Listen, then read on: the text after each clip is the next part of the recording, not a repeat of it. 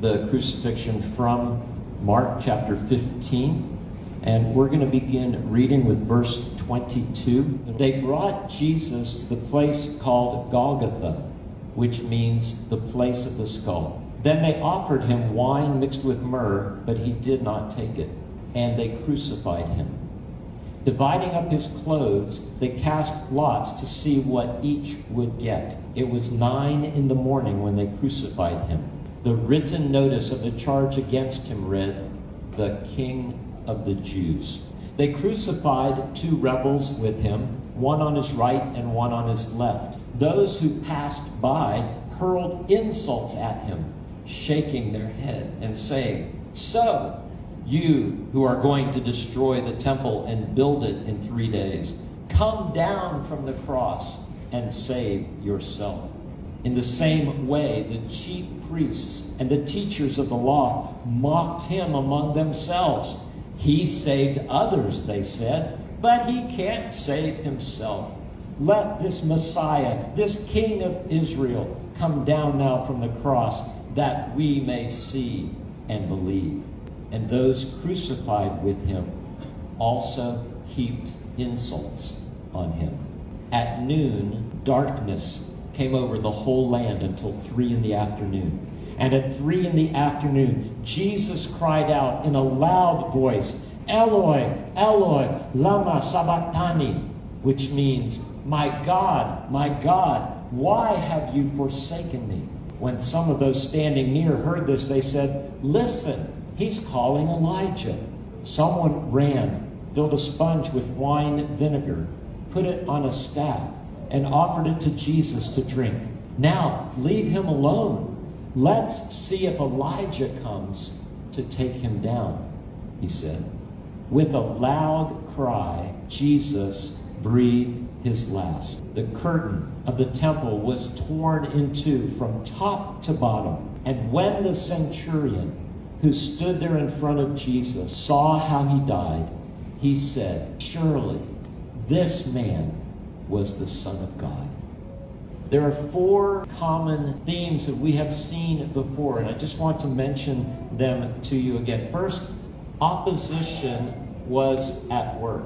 Second, Scripture was being fulfilled. Third, Jesus was caring for others even until the end. And then finally, Jesus' death led someone to faith. And there were some people who didn't want that to happen. As we read the scripture, you saw that the chief priests and the elders were against him. And after falsely accusing Jesus before Pontius Pilate, before Herod, back to Pontius Pilate, walking with him on the Via Dolorosa to Calvary, seeing him nailed to the cross, watching him die, mocking him as he died, they went home, washed their hands, and went to church.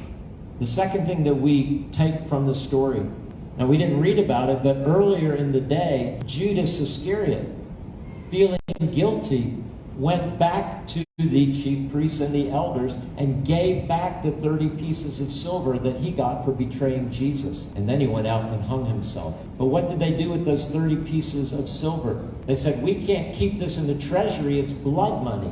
So they used it to buy a potter's field, which was prophesied, foreshadowed in the book of Jeremiah, that 30 pieces of silver would be used to buy a potter's field.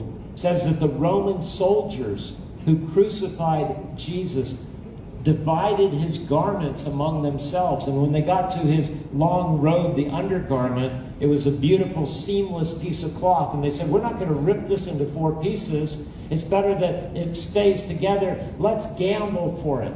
And so it says they cast lots for his robe. And in Psalm 22, verse 18, King David writes, "They divide my clothes among them and cast lots for my garments."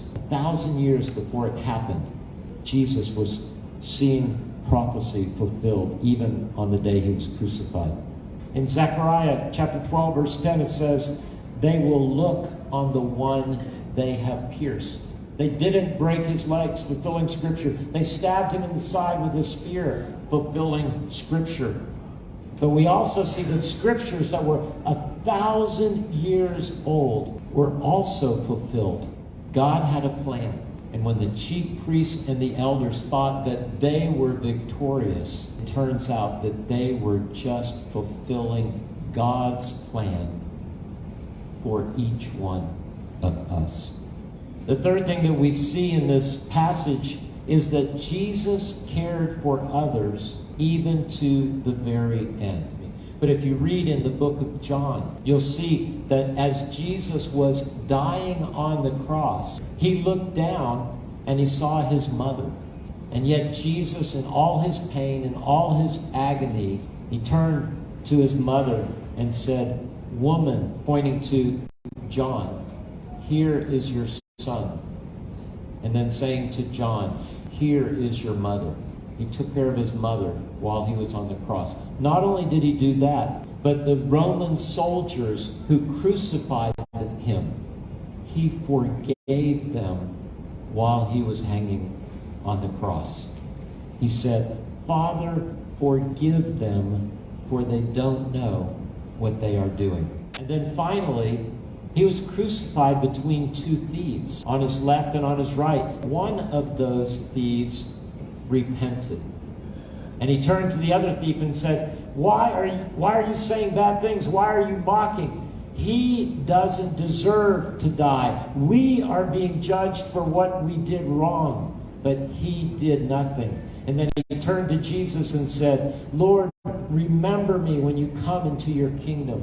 And from the cross, Jesus turns to the penitent thief and says, "Today you will be with me in paradise."